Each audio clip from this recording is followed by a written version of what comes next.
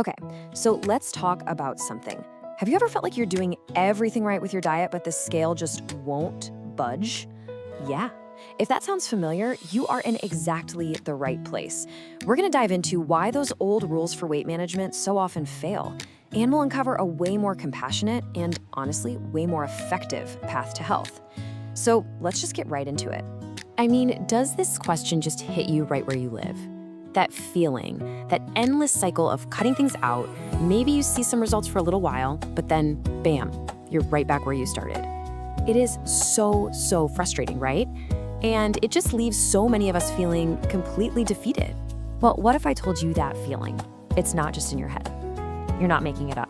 The problem probably isn't your willpower. It's not about your discipline. What if the problem is the diet itself? All right, so let's kick things off with what we're calling the dieting dilemma.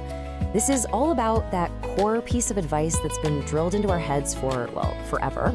You know the one, right? Eat less, move more. It sounds so simple. It makes our bodies seem like some kind of simple math problem. Just make sure calories in are less than calories out. But here's the thing, and registered dietitian Andrew Hernandez sees this time and again, when you try to reduce weight management to just a simple equation, it just doesn't work for most people in any kind of lasting way. It's just not that simple. Okay, so that leads us to the big question, the really important one. Why? Why do these diets fail so many of us? Well, the answer goes way beyond just counting calories. And this is where it starts to get really interesting. And this quote from Andrew Hernandez just nails it. He says, weight is multifaceted and not a blanket issue. See, that's the key right there. It's not a blanket issue. It's not one size fits all. So what exactly does he mean by multifaceted? What are all these different pieces of the puzzle?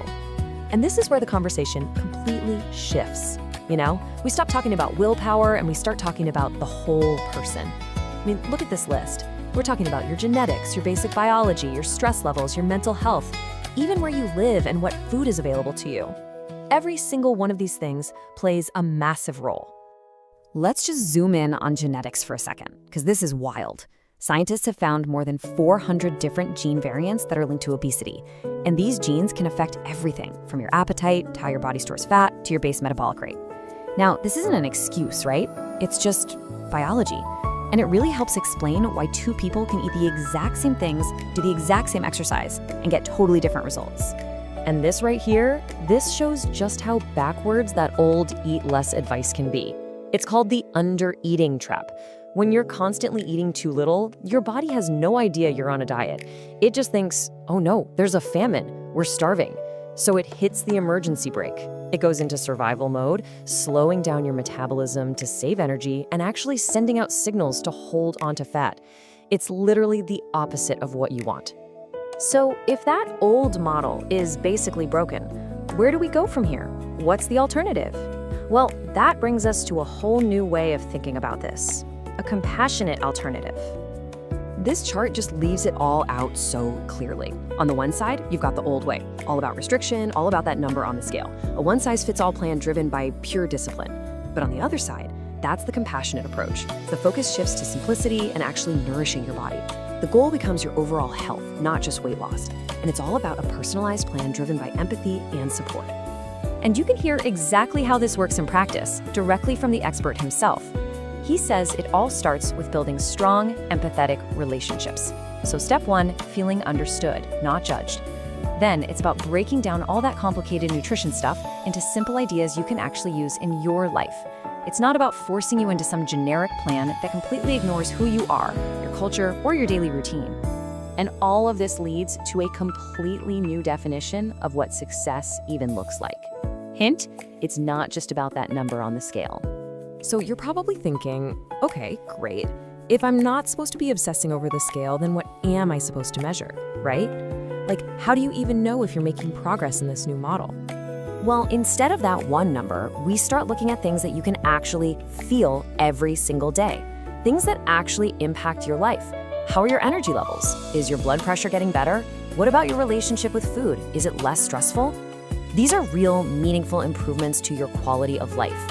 And get this, the research shows that these things can get better even if the number on the scale doesn't move much at all. Okay, so this all comes together in one final, really powerful shift in your mindset. And honestly, this kind of captures the heart of this entire new approach. It's what we call the nourish versus diet mindset. It's so simple, but it changes everything. Instead of always asking, okay, what do I have to cut out? What can't I eat? The question becomes, what can I add to my plate to really nourish my body? See the difference? It's about building good, lasting habits from a place of taking care of yourself, not punishing yourself. So I'm just gonna leave you with this one last question to think about. What if we just reframed this whole thing?